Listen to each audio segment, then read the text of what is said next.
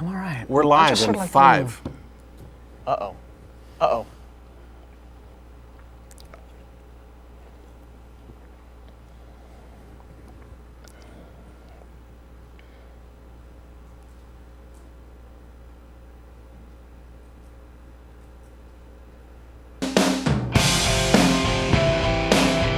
Won't you listen to reason? Will you open your eyes? It's a wonder what you'll find with an open mind. You may be surprised. Yeah, gotta get away from this illusion for the sake of the world. This delusion.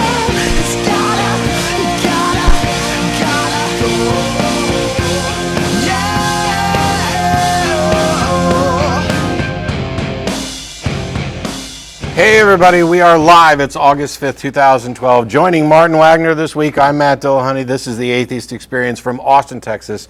Come to you from Public Access Television, the Public Access Television studio here in Austin. Channel Austin. It's a live call-in television program. They'll have the number up for you very shortly. The lines are actually already full. That just happens somehow. I think it might be because people knew the number before the show started. Oh, you think? I know. Our viewers are very clever in that way. Previously, people had asked us, send us emails saying, hey, what's the telephone number so that I can call in? And once upon a time, we just didn't give the number out. Correct. And it's because this is the Public Access studio. We're not the only ones who do a show here, and we didn't want people calling in and disturbing other people's show. If you saw some of the other shows that are done live here, you'd realize that it might be a big annoyance for them to say, I'm calling for the Atheist Experience. And their show is not close to that. But the thing that we've done is to encourage people to visit the website, make sure we're actually streaming live before you call in, because there's a chance. Like there was no show last week; it was a fifth Sunday, and we don't do shows on the fifth Sunday due to some kind of policy around here. It's not a religious policy; it's just they've always done it. It's always been like that. Who knows? I don't know. So, did you have anything in particular you wanted to address quickly, or are we going straight to? You know what I was going to do? I'm going to have to do this next time I'm on. But a really good friend of mine, she left me when she moved out of state some textbooks that she had when she was a child. She grew up with a very fundamentalist religious father and went for a couple of years to a Christian school and still had some of her textbooks. And she left them for me. And I've looked over them and you're like, oh boy. And so I keep, Martin. So one of these days, I was going to do it today, but I thought it would be fun to do just a very brief show and tell with those. Because, there are people around who want those to be just the school textbooks for everybody. Oh, yeah. In Louisiana especially, want to give you vouchers so that you can learn some of the crap that's in these books. So I thought I would bring an example of what Republicans and the Christian right would like for your kids to be learning in school. It's pretty impressive. Yeah, so that was it, but I blew it again because I was real proud of myself. I'm like, I'm going to the studio early today. I usually run in 10 minutes to airtime. And then I'm like, oh, I forgot those. Well, if you wait much longer, you won't have to dig back through old textbooks. The new ones will look just like them. Very true, yeah. They'll just sort of dig all those out of the warehouse and... So you want to they'll have to submit new textbooks to keep up with all the current science and knowledge. Coming out of the Institute for Creation Research. Exactly, yes. All of this research that they do at the Discovery Institute that's just revolutionizing everything that we know. I know. It's going to turn the world upside down. I'm telling you.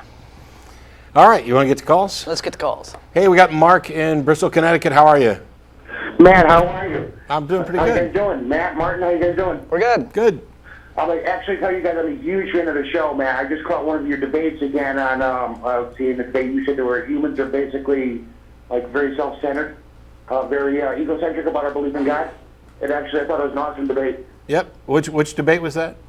It was a debate where you and JD, I think his name is JD... JT Eberhard. Yeah, that was at the North Texas Secular Student Alliance Conference.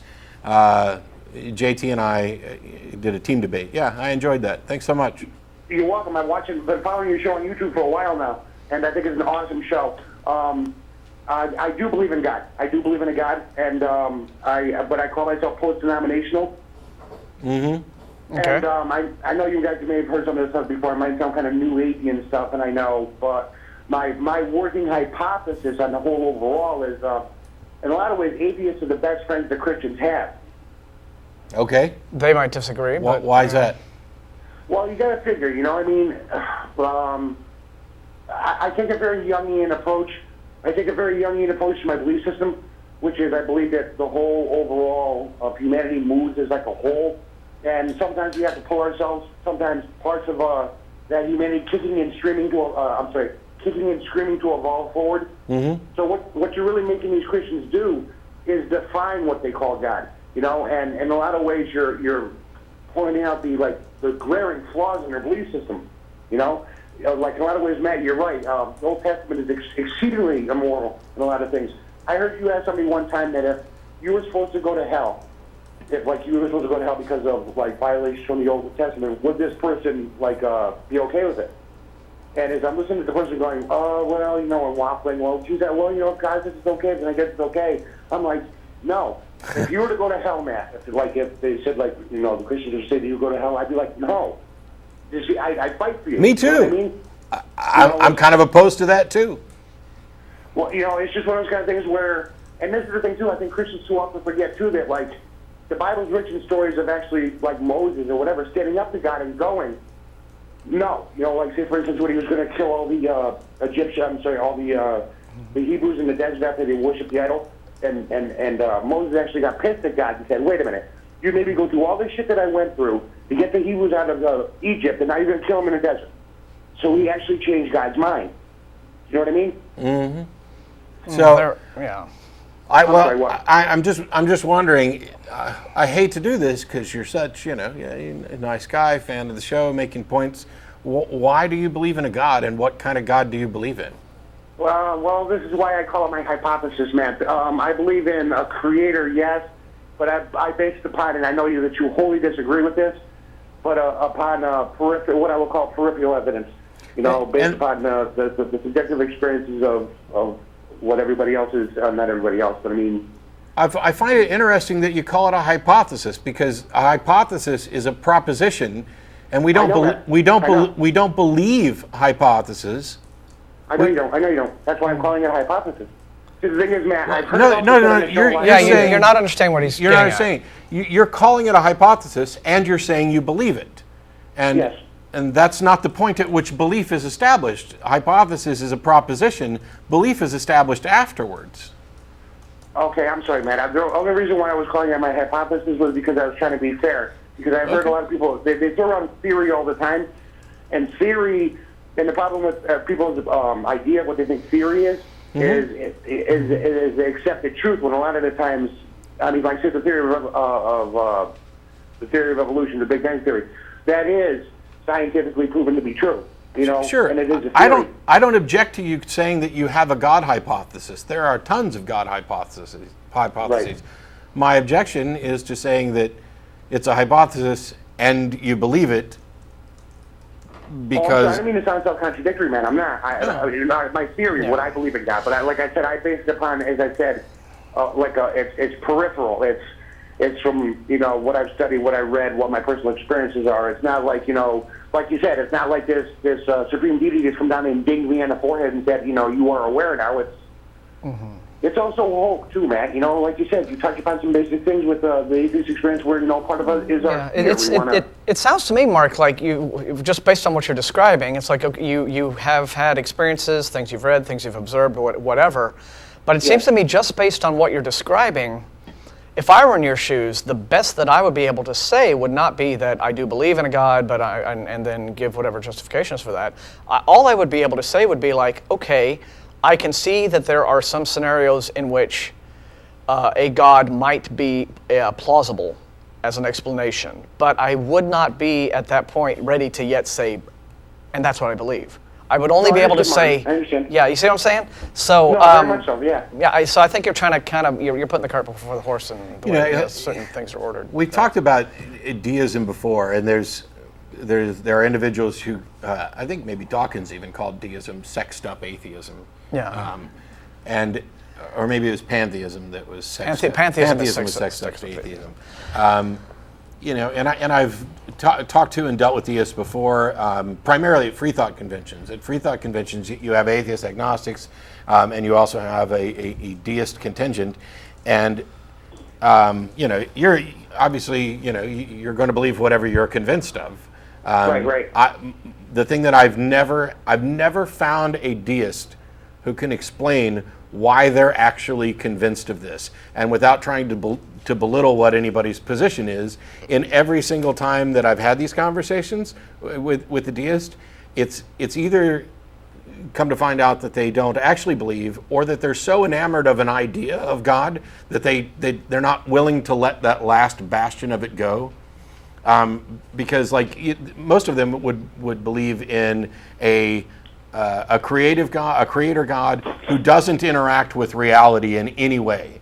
I don't know if that's the kind. No, actually, this is the thing. To add a little caveat, Matt. I've heard you actually say that the thing is, and this is the thing that I think is actually very apropos. It's actually excellent about the atheist, at least from what I've come to understand about the atheist position. You say that a person hasn't presented evidence for a proof of God, which is, so you reject the evidence, which I think is exactly what I mean. You reserve deciding whether or not you think there's a God until someone offers proof. That's kind of my point. I would call that kind of a person a seeker or a question, because you haven't rejected the idea outright of a God. You said that no proof exists that, or at least to this date, that one does exist. And until proof does actually exist, you're going to reserve judgment, which is it's kind of what I mean. It's like, say, for instance, and I know that you might accuse me of cross-cultural thinking too, but say, for instance, Taoism. With Chinese Taoism, one of the maxims in Taoism is, if you can name the Tao, you don't know the Tao, which means that... Which is a deepity. I mean, let's be honest here. Let's be honest. That's a deepity. That's what Dan Dennett would call a deepity. To the extent that it's true, it's trivial, and to the extent that it's meaningful, I got it backwards. To the extent that it is significant in its meaning, it's not true, and to the extent that it's true, it's trivial. Oh, it's sophistry. I mean, what does that mean? If you to claim that you know the Tao, you don't know the Tao.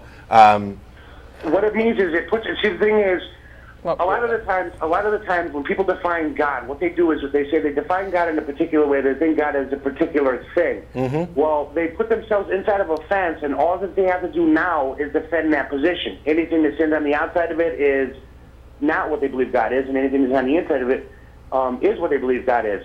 My point is, that's like it's like a deadening concept. It takes the very dynamic learning movement, evolutionary concept out of it. For Taoists, the idea of saying that if you can name the Tao, you don't know the Tao, is putting the student or the person who's actually trying to learn in a perpetual state of pushing themselves to try and understand what they want to define. This is why the atheists are the best friends that Christians have. Yeah, and let's get back to that, just so that we're not because we're starting to kind of, this is dragging on a bit. Yeah, I mean, I was just getting back to the original point that the question is presented to our screeners, which is that, to the extent that we are helping Christians understand and think about their beliefs, perhaps in a way that they've never had to do before, yeah. I'm great with that. I think that's awesome. Now, and it is their choice whether or not they think about their beliefs and decide to retain their beliefs or question them, but at least they are no longer believing unquestioningly, which is what religion wants them to do. So if that's a service we're providing Christians, I'm really cool with it. I think that's great. Of any stripe, not just Christians, but on this subject of the idea of believing something that's not defined.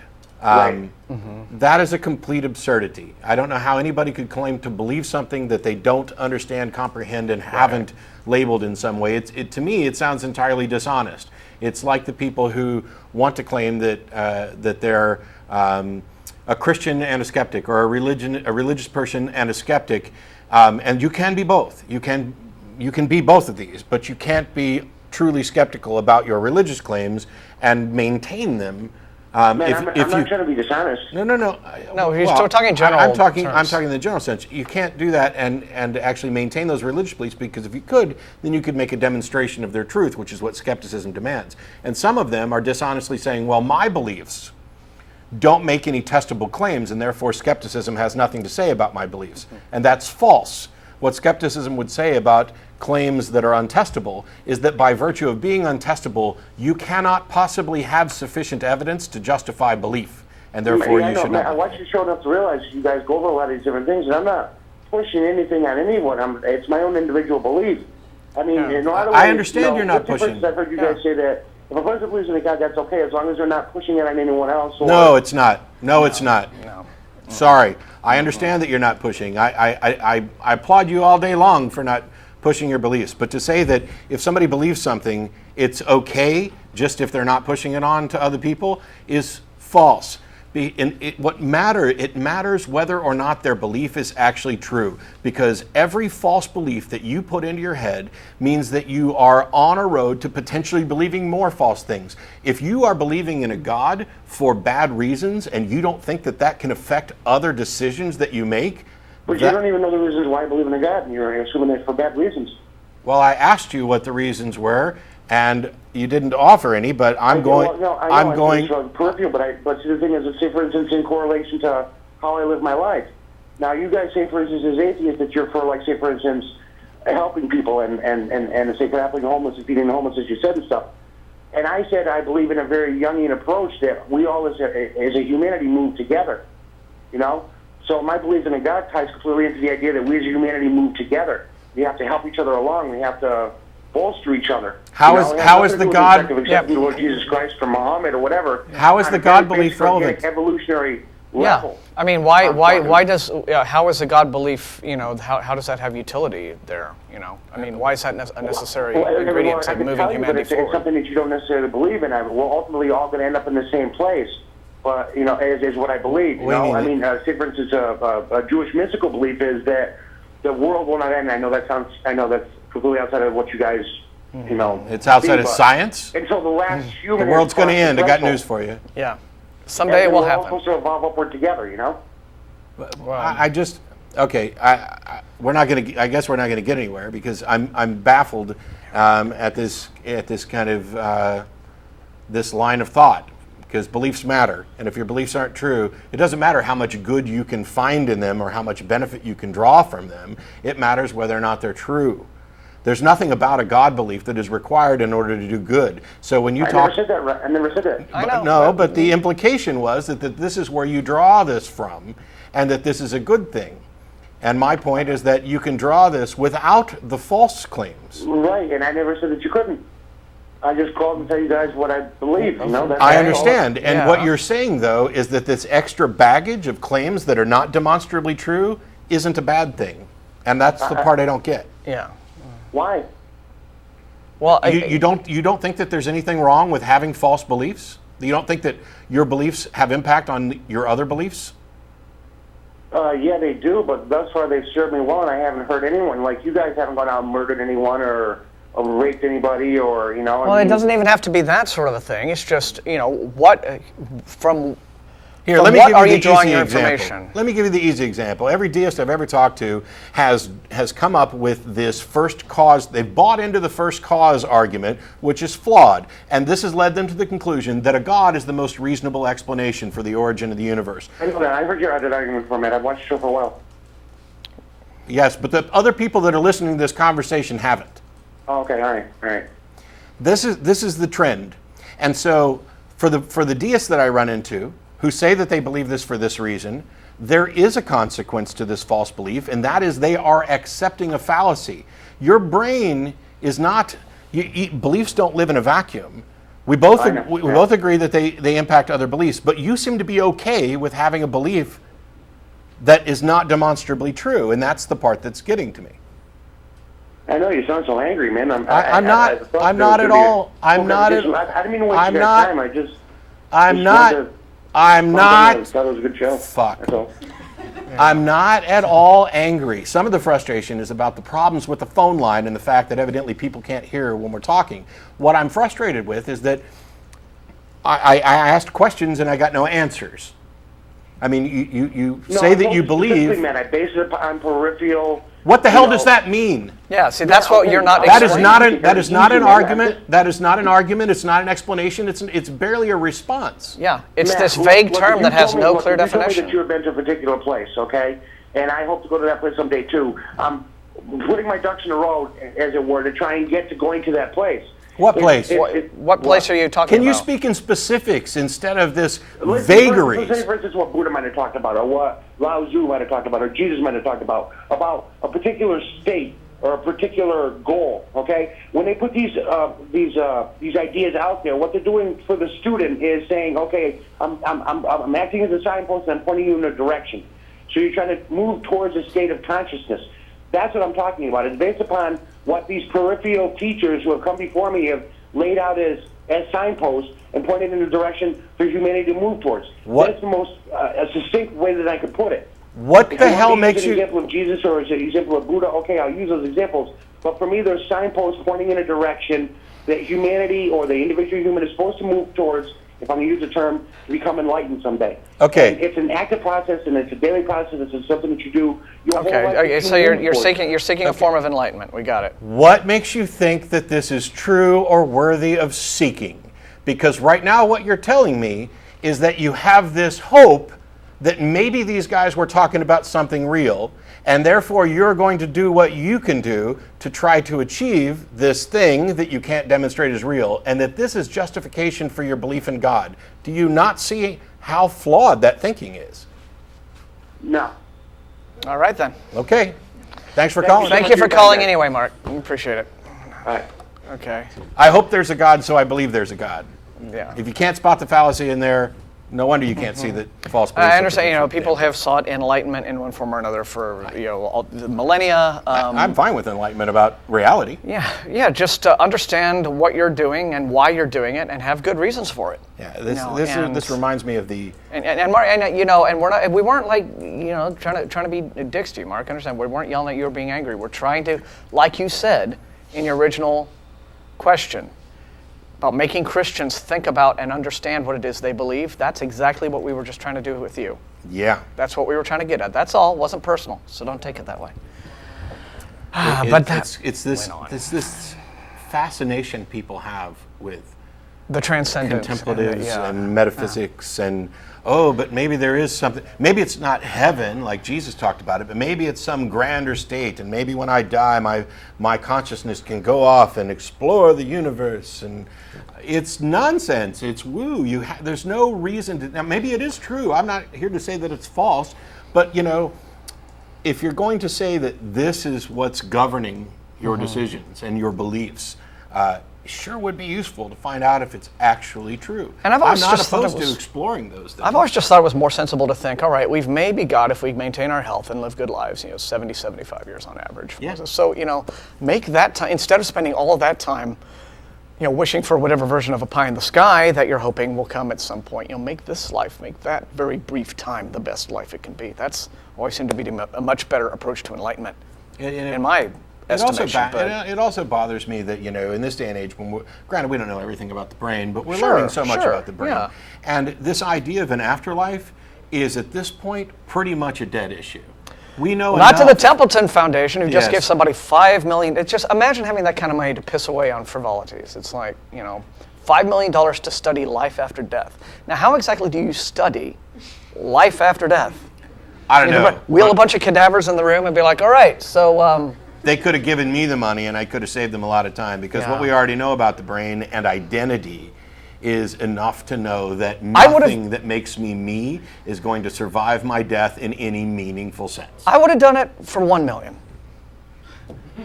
I would have saved them $4 million, given them just as factual. We don't want science going to the lowest bidder. Oh. I mean, I'll take the $5 million and I'll investigate claims of the afterlife. All right. Shall we? All right. Sorry, move Brent on? in Costa Mesa. How you doing? Brent, you're on. Good. Thanks for having me again. I called in last week. No, you didn't. There wasn't a show last week. Or The week before. Got it. All right. Anyway. Yeah. Anyway, aside from what we talked about last week, I have I'm glad I called in today. It seems like we're talking about beliefs and why we believe in things today, a common theme of the show. And I'd like to ask you guys a question, preferably both if you answered it, so I kind of understand a little bit about the host. But do you guys believe in the Big Bang?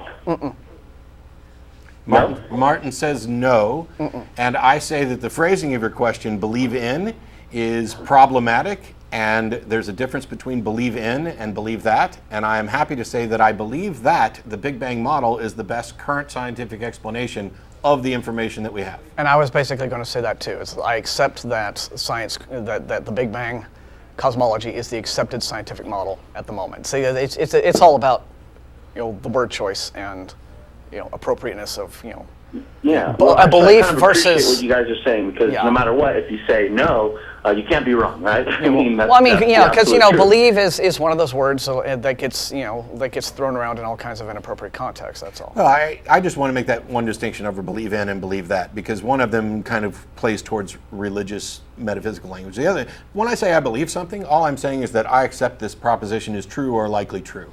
And so if you ask me, do you believe that the Big Bang model is the most accurate? Yes. And it's been it's a model that made predictions which were confirmed by observation. It's just like when people ask us, well, do you believe in evolution? No, evolution is scientific theory, and science by its nature doesn't ask you to believe things. It simply lays out evidence, which you test, and then you either confirm or don't confirm. And at no point does the kind of belief that religious people, I think, are thinking of when they ask us that question. It just doesn't come into play. Well, I'm glad you guys answered in that way. So that'll kind of lead me into my next question. So what does, for you guys individually, lead you to believe in something? Like if I say something to you, or somebody you trust says something to you, what's the process in which you believe in it, where you can actually say that's a reality, or whatever you want to describe it? Well, I think there's kind of a heuristic model that I've described before of the things that you evaluate. We do this fairly intuitively now. We tend to live our lives primarily based on inference and induction. Today's pretty much the same as yesterday. And so when I'm presented with a claim, one of the first things that happens is this something I already accept? Because then you're done. And then if it's not something you already accept, then there's the process of considering if I accept this, what does this change about everything else I accept? Is this consistent with my understanding of reality so far? There's also the consideration of what is the source of this information? Is this source generally reliable, or is there an ulterior motive or anything else? There's the evaluation of the supporting evidence that goes along with that as well. It's a complex thing that we do almost intuitively. Right. We're comparing things to find out whether or not something seems plausible. Now, none of that leads up to what I would call absolute certainty. This is all about demonstrating some degree of certainty or some confidence level with the claim. And it's really hard to describe because the process is going to be a little different with different claims. And so if somebody tells me, oh, I just got a new pet puppy, that's very different from I just got a new pet dragon, or I just got a new pet fairy. Yeah, let me give you an example then, if I may.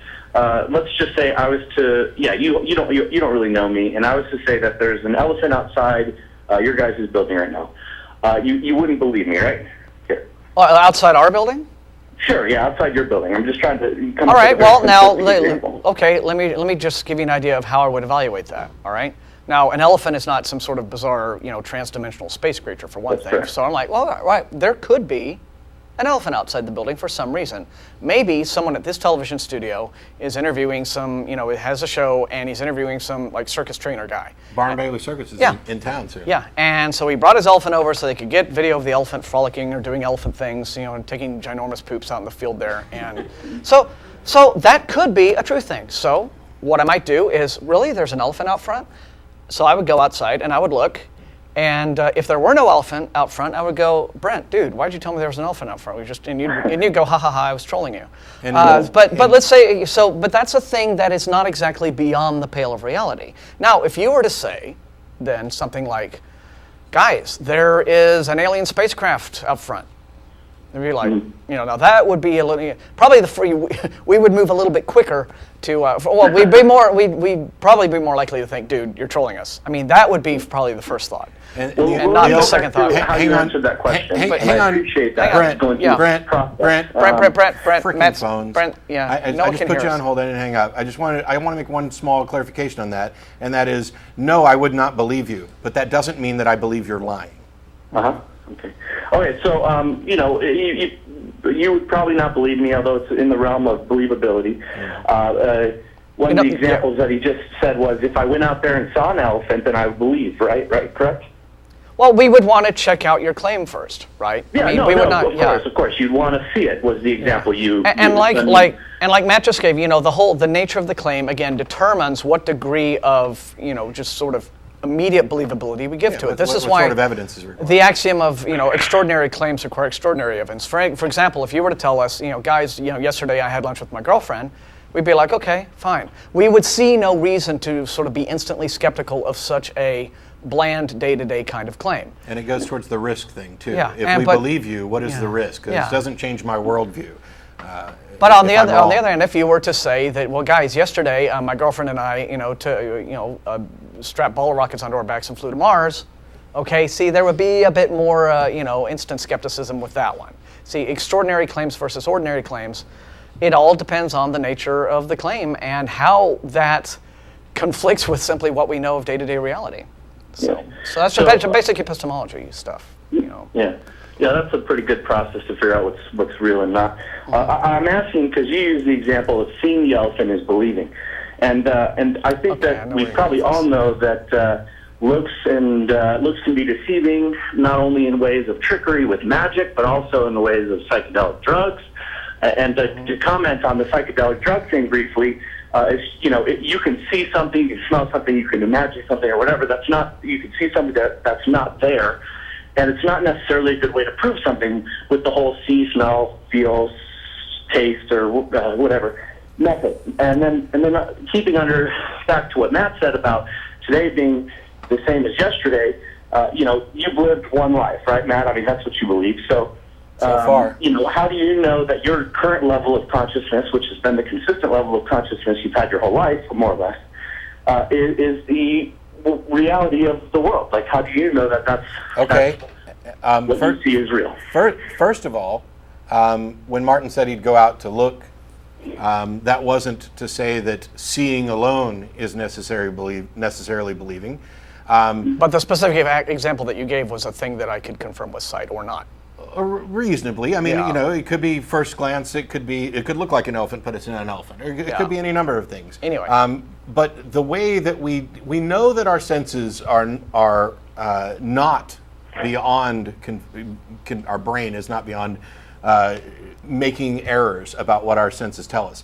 And so the confirmation of that, the reliability of that, I do not accept this idea that the senses are properly basic. They are basic by confirmation. That is why science doesn't depend on what one person has done in a lab. Right. It's about independent verification. And so if I walked outside and saw an elephant standing out there, one of the first things that I'd do is say, Martin, do you see that elephant? And we're getting confirmation that way. So it's not, the reason, you can't just go, you guys say, hey, seeing is believing, because that's not the case. Right. Every claim, this is why I said every claim is going to be a little bit different. But when we talk about the senses, for example, I have a can on the table that I can't show because it's got a product label on it. But let's say somebody gave me a glass of what appeared to be ice water and said, here's your ice water. Now, if we're at dinner after the show, by and large, I'm going to begin with the assumption that it is, in fact, ice water. Could I be wrong? Absolutely. I could be wrong. The trend has been that I get water. Now, if somebody says to me, do you believe that's water? Well, now all of a sudden, the nature of the situation has changed because now there's a reason for them to ask this, to question this natural assumption. And I go, well, no, I don't believe that it's water, but I think it's probable that it's water. And why are you asking that? And so I use several senses. I can look at it; it appears clear like water, but hey, so is some very harmful things. I can see that it appears to be cold and there's condensation on there. And I taste it and it seems to taste like water. None of that. The problem that you seem to be trying to get to is one of absolute certainty. And absolute certainty is a complete red herring. I do not have to be absolutely certain about things. I'm absolutely certain about virtually nothing, just a handful of minor things like esoteric knowledge and labels and logical absolutes. That's it. Everything else is believed to some other degree of certainty. And that's why I said one of the things that I weigh when I'm weighing a claim is if I believe this and I'm wrong, what impact does that have on me? And I think, was it Spinoza who said, would it be more incredible and amazing for the claim for the claim not to be true than to be true? That's a criterion. It'd be more miraculous if it were not true. This claim that I'm hearing than if it were true. That's that's a criterion that he employed. Anyway, your turn. Your turn. Okay. Well, no, I think you guys answered my question pretty accurately and slightly broadly. Yes. There's really not much to say when you can never be absolutely sure of anything, and I guess there's not the need to be absolutely sure of anything. Well, you can have most things we go into it with a reasonable degree of confidence. Wrap up the belief system of an atheist, I'd say, and I hate to speak so broadly, but believing in something absolutely is impossible or illogical. So depends on what we're is talking just about. based on either the five senses or the reassurance you would get from somebody else if they were seeing the elephant as well. Well, I won't go so far as to say that there's nothing that you can know with absolute certainty, but I've already covered those things. But yes, by and large, epistemic claims about reality and what is, by and large, absolute certainty is out the window. All right. Well, hey, I appreciate you guys' time, and I look forward to watching the rest of the show. Thanks, Brent. Have a good day. Appreciate it. Thanks so much. Take care. Bye-bye. All right. As a reminder, those of us here at the show going to go to dinner afterwards at El Arroyo. Can't tell you what to do with that information, but I thought I'd let you know. And also, starting next week, we're probably going to be going to dinner somewhere else. And if you want somewhere good, somewhere you can find out where as soon as we make a decision. It'll be on our webpage, at the blog, at Facebook, and you can get all that information. We will keep you all up to date. We'll do what we can. Our loyal viewers. We got Susan in Dublin. How are you? Hello, I'm 6 o'clock. Hello? Hello? Susan? Hello? Hi, you're on. You're on the air. You're on the air. Susan? Hi. Hi. Hi. Oh, hi. Thanks for calling me back. Okay. Oh, yes. I'm going to be on? Yes, you're on. You're on live right now. Yes. What's your question? Okay, my question is, Curiosity is going to Mars. It's going to land there tomorrow. Mm-hmm. And I'm actually, this morning, my time I'm ringing from Ireland, and I'm just wondering, what do the Christians, theists, etc., think about that? I don't know. What do Christians think about the Mars lander landing tomorrow? Well, possible life on Mars. The possibility of life on Mars. I can't tell you what Christians think. Yeah, I have no idea. Have you asked any that you know? I have not, but I'm just throwing it out there. I'm just wondering, what would any of them say? That's an interesting thought, because it would certainly, the discovery of alien life would cause them to have to rethink some things about where. Absolutely. Yeah, the Bible. Yeah. There was a science fiction writer by the name of Arthur C. Clarke. He's responsible for 2001, a lot of famous stuff. Yes, I know the name, yeah. He wrote a book some years ago. It was called The Fountains of Paradise. And one of the elements in that book was very similar to, he tended to recycle some themes. But the idea was that there was this highly advanced alien probe coming to Earth. And part of the result of this was that when these aliens more or less announced that they had seen no evidence at all of any kind of divine presence in the universe, and they had in fact acquired actual knowledge of et cetera, then the result was that pretty much all religion in the world stopped. And I didn't really believe that. I think a lot of people tell you that the book took criticism for that, because what actually would have happened, I think, would have been that I can't really speak for other religions, but Christianity being the one I'm most familiar with, you would have the liberal Christians who would say, well, God has simply made other provisions for the salvation of these aliens. Okay. And fundamentalists would say, this is a tool of the devil come to tempt us away from our faith, right?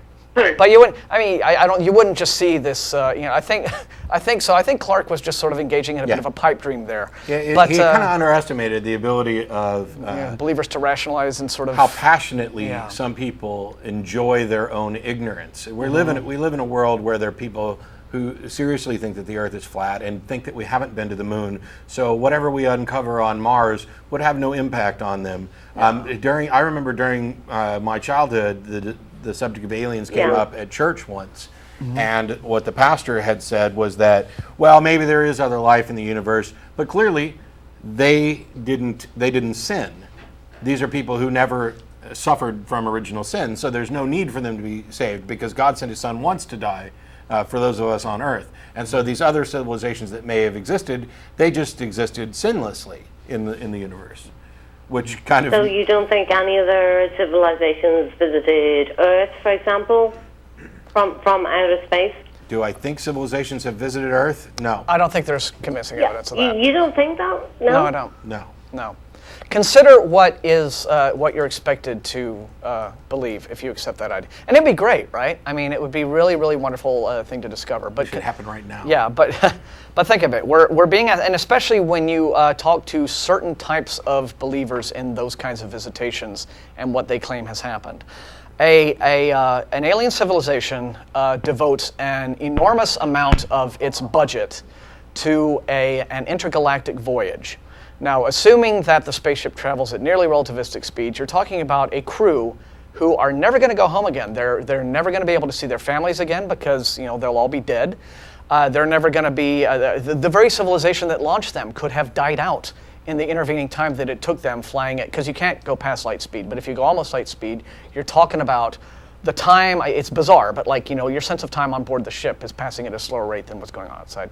So what happens is these aliens are gone for good. They are leaving their home world forever. They're never going to see their loved ones. They're never going to see. They can't go back. And we're expected that they did this sacrifice simply so that they could turn up, hover around our planet, make some crop circles, kidnap some poor fool off on a farm somewhere to cows. or mutilate some cows, and then go run off and hide. It's just absolutely absurd. So we lost her. I guess she didn't like hearing what I had to say about that. But anyway, it could just be. So that's why all those stories are bullshit. It's right. Yeah, It's the time involved. Yeah. It doesn't even make sense. I mean, there's just think about how we haven't scanned hardly any portion of the universe. And we're just now getting to the point where we're identifying planets that are in a Goldilocks zone, for example. We can just barely detect them now. We have no way to get to them. Yeah. But we just barely at the point where we can detect those. If you expand our civilization out to the point where not only maybe we'll be able to detect these, but we might be able to visit them, I don't know that we'd ever come up with the budget for it because and it's a one-way trip. We're on a rock with limited resources. Yeah. And so actually our first priority in space travel and exploration should be finding a planet that we can move to. Yeah. That would be it. It would be fleeing the home world for one reason or another, never to come back. It would be a colony that we are going to not see again. Then when we build a network of planets and we have just seemingly unlimited resources, then we can go around and mess with the other people. And the only real plausible way to do it would be something like a generation ship. But anyway, I'm getting off into geek territory there. But it's just people watch a lot of science fiction. They watch Firefly and Star Trek and Star Wars, and they see guys zipping from star to star like they're going to the grocery store and back. Firefly takes place in a single system. That's true. Yes, correct. I forget because Firefly is awesome. Firefly was the good science fiction show. Yes. But they think it's just noise. going from planet and star to star is like going to the grocery store, and it's not. Anyway. We lost our caller, and we did. Either she just we're heading down towards the end of the show. So is it Azar or Azar or?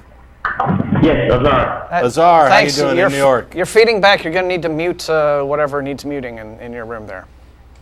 It's actually muted. Okay. Okey-doke. All right. Well, I guess you just have an echoey room. What do you got for us? I'm trying to refine my beliefs, and my question is, how can a person be an atheist and agnostic at the same time? Sure. If you go to ironchariots.org, that's a wiki that we put together. There's a whole article there on atheist versus agnostic. But atheism and theism address what you believe, and Gnosticism and agnosticism address what you know. Knowledge is a subset of belief. Therefore, you could be a Gnostic theist, an agnostic theist, and a Gnostic atheist or an agnostic atheist. And an agnostic atheist, to address the specifics of your question, is somebody who would say, I don't believe a God exists, but I don't know that no gods exist. Just like an agnostic theist would be someone who would say, I can't prove to you for certain that a God exists, but I believe one does for reasons of my own. Yeah. And I think that if you talked to most believers, and they were honest to you, most even practicing Christians, they would have to say, yes, I am agnostic. Now there are other definitions and uses of agnosticism, but I don't really see that there's much of a problem there either, other than that they're useless. Because I don't really care what somebody claims they know. I care what they believe, because it's the beliefs that matter. We don't wait until we know things in order to act on them. But belief is not a choice, right? I would say that yes, belief is not a choice, not in a simple sense. So it's not really useful to talk about having a belief or not. It's more important to talk about why people have beliefs or no beliefs. Well, it's important what beliefs people have. I agree with you that it's more important to talk about why, but you can't talk about the why until you talk about the what. And so somebody has to tell you what they believe, define it clearly, and then explain why. And that's the only way that you can actually evaluate whether or not that this belief is justified. Yeah. But if you can't ever get to the why, it's still important to know what people believe, because beliefs inform people's actions, and those actions have consequences. Yeah, it's like one thing that we usually have to explain during this program is that a lot of believers want to call us up and try to tell us what it is that we believe or what we're saying, and we have to say, look, we can only respond to, as atheists, to the God claims that we get from believers. You want to tell me that a God exists? Fine. Describe this God to me, explain this God to me, and explain why you believe in that particular God, what your reasons are. I'll listen to what you have to say, and only after I've done that can I evaluate, the validity of your beliefs or lack of. Unfortunately, that leads some people to conclude that atheists believe nothing, which is it's kind of not bizarre. the same thing as nihilism. I don't have any beliefs in the God claims. I believe plenty of other things, and those beliefs are based, I try to base my belief on evidence and reason. So let me try to build my argument maybe a little bit. So atheist is someone who has no belief in a God, right? But I think that's not important. Important is why they have no belief. And the reason why they have no belief is because they reject all of the theistic claims for the existence of God, right? That's the reason. That's the reason that some people are atheists. Yeah, not every atheist is an atheist for rational reasons. Okay, but let's say I accept this definition as an atheist, someone who claims that the theistic arguments are basically wrong or meaningless. Okay. That they haven't met theistic claims have not met their burden of proof. Yes. But in that case, an agnostic is someone, if we define it similarly, an agnostic is someone who says some of the theistic claims could actually be correct, could actually explain the existence of God. There could be evidence for a God. Well, they're addressing different questions. One's about what you believe and one's about what you know. Yeah. So, like, an atheist is, one type of atheist, because as I mentioned, not all atheists are atheists for the same reason. Mm-hmm. But I'm an atheist because the theistic claims haven't met their burden of proof. I'm agnostic about the actual question. Theism and atheism address the claim a God exists, some God exists. They don't address the proposition or the two possibilities that either a God exists or no gods exist. That's different. We only ever address the one claim, a God exists. Much like in a courtroom, we only ever address the question of guilt. The jury doesn't vote on innocence. It's either guilty or not guilty. And you might believe that they're innocent, but you might not. But you've had to vote not guilty for reasons of evidence. Mm-hmm. So that's where the atheist thing is. The agnostic is answering a different question if they're answering anything. Mm-hmm. Because if you ask, do you believe a God exists, then your answer must be yes or no, unless your claim is that you're just not aware of what you actually believe. The agnostics are trying to say, no, I don't believe, but I don't believe that we're talking about the intellectual agnostic, position here. No, I don't believe, but I don't want to say that I don't believe, because if I say that I don't believe, then I get labeled as an atheist. That's what's going on. Yeah. So. Okay. That's all right. Well, thanks. A very nice explanation. Thanks Thanks very much for calling. Appreciate it. Thank you. Bye-bye. So it's about 8.5 minutes left in the show. Oh, 9 minutes left in the show. Yeah, we got a little bit. Yeah, 8:55, 54. We could just count down the clock for the rest of the show, not take any other callers. Oh, that would be so trolling. Like it would be on par with a lot of other public access television. But as the consistent winner of Best Public Access Television Show in Austin, we strive to do a little better. So we're going to go to Chris in Ohio. How you doing? Thanks for taking my call. Sure. Can I talk about the word theory? Oh, of course. There's a handful of English words in the English dictionary that if you look up, you'll see that their multiple definitions are in opposites of one another. They're diametrically opposite. For example, the verb to dust, that can mean to add dust or to subtract dust. Overlook is a great example. Overlook can mean to not see anything. Oh, I overlooked that. I'm sorry. It can also mean to stand on a mountain and look down and overlook everything. You've written all this down, haven't you? Yeah, are you prepping for yuck yucks? Because I'm pretty sure some of these bits have been done. Yeah. Go ahead. The word theory fits into this situation because it has conflicting definitions. It Agreed. can mean idle speculation, pure conjecture. It's my theory it's going to be an interesting day. It's the layman's way. But Yep. there's the scientific and the mathematical definition, which is the opposite, which is a hypothesis that has stood the test of time. Albert Einstein's two theories and the theory of evolution. When a scientist uses the word theory, they are denoting something that they believe to be true. Correct? Yes. Yes.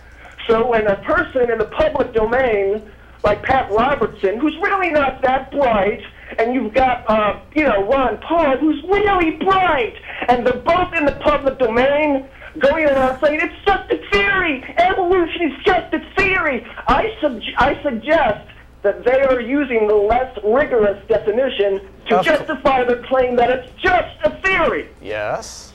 Right, so Correct. it's up to the job of the scientist to delineate the definition.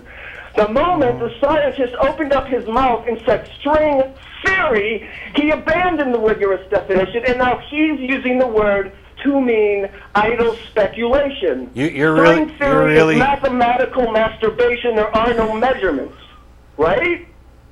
No measurements with string theory, correct? I'm just letting you go because you seem to be really passionate about saying things that I are. appreciate it. I appreciate you letting me vent. Really, I do. Well, you're almost done venting, especially if you go back to Ron Paul. But I'm anyway. not going to go back to Ron Paul. I'm saying that this is the scientist's fault. No. The moment they opened up their mouth and said string theory, they abandoned their definition. I agree with you that in that case, the confusion over theory exists. It is not the scientist's fault. There may be scientists who contributed. It is definitely the scientist's fault because they need to delineate. You're done. Yeah. It is not the scientist's fault. There are scientists who have contributed to this confusion over the term, and there are laymen who have contributed to this confusion over the term. Maybe we need a better term, but part of this comes down to dictionaries aren't authorities that define words. They are, they describe usage, and there are two usages of it. There's a number of different words like that, as you pointed out. I understand that you're passionate about this, and you'd prefer that we were more careful with our terminology. But as long as there are buffoons out there who still think we live on a flat frickin' earth and deny the fact of evolution, I'm pretty sure that trying to get them to use the right word when they're talking about it is kind of a secondary issue. But thanks for calling. Yeah. There is a very lucrative creationism industry that also makes damn sure that the scientific understanding of what the word theory means is not understood by the general public. I love that, it's the scientist's fault. Hello, there are scientists. I've seen the movie Flock of Dodos, and one of the points that movie makes is, which is a very fun documentary to watch, but it's that in terms of the whole winning hearts and minds and communicating to the great unwashed sort of thing, the scientific community has somewhat tripped up on that. They don't seem to be as good communicators as the Pat Robertsons. But the scientific community isn't perfect. And that's true. So, so it's the scientist's fault. You're exaggerating. You're overreaching. Look that one up too. Alrighty. Eric in Columbia, how you doing? Hey man, I'm doing great. How you guys doing? We're good. Oh, Good. Hey, not bad. listen, I stumbled on your show about a week ago or so, and I watched several episodes on YouTube. I absolutely love it. So I was Thanks so really much. excited to get a chance to call in. I'm going to go ahead and apologize in advance. I don't have as much energy as the last guy. So Well, that's fine. We're winding down. You've got like 2 minutes. He I wore us out. apologize. Yeah, I tell you, boy. all right. Well, I'll try to make this quick. Basically, I'm a Christian, and but I didn't call to talk about or to argue about Christianity or not. What I wanted to bring up was, I guess recently, about a month ago or so, I discovered, much to my horror, that a large part of the Christian community still embraces young Earth creationism, and it's not like I used to think that it was a fringe group of old Baptists that used to still buy into this, but I could not believe that I actually had a friend of mine that was my age trying to convert me to believing into this stuff. Just the other day. That the Earth was created after the invention of beer. Yeah. Right. Well, No, yeah, it's. I think that we don't really move in those circles much anymore. But I guess the degree to which the very vocal and very media savvy, biblical literalist, fundamentalist, arch-conservative wing of Christianity is sort of pushing out we're a bit more liberal. We're not biblical literalists. We understand that science makes sense. That group of Christians are kind of being steamrolled, and so it's sort of up to you to kind of stand up to those the extremists and the nut jobs in your own community. I can also say, and I apologize, Eric. I don't mean to just straight on go attacking your beliefs. I can tell you why this is, and it's because there are a number of Christians who have come to the understanding that if you don't hold to a literalist view of the Bible, you have no foundation at all. You cannot have salvation without the fall, and the fall requires a literal understanding of Genesis. That's their take on this. And the modern liberal and moderate theists who want to accept science and say, okay, science has come to understand how species evolved and all this other stuff, but we're going to try and work God in there somewhere. That is the exact opposite of science. That is starting with a conclusion and working towards it, and they are jettisoning the very critical aspects of the Genesis story, and that is the fall. If there was no fall, there was no sin, there was no reason for this substitutionary atonement. It all hinges on that. Yeah, right. I mean, I've heard that exact argument before, and basically, the whole idea of you have to take the Bible all or none, and So that's what the young Earthers tell you. And I went with right, none. They do. Yeah. Well, I'll tell you, I was absolutely horrified that my daughter, she's 5, went to a vacation Bible school. I presume you guys are familiar with VBS. Oh yes. Some of us actually like VPS. I went to a few. Yeah. Yeah, anyway, she came home like the first day of BBS with an Answers in Genesis curriculum. And I about had a freak out. I'm serious. And so I went down to the church the following day and pulled her out of it. So, well, good for you. Well, that's a good thing. Thumbs up. I'm as much. We're out of time. They're putting the credits up. I appreciate your call, and as much as I'd like to, bang on people for believing bad things, at least I must encourage people when they jettison the bad things. Thanks so much for calling. Thanks to everybody who made the show happen. All the guests from everywhere. Thanks to our audience from Frisco and Australia, and yes, we'll see you in a week. Global group Russell here. will be here. He will, indeed. Ciao.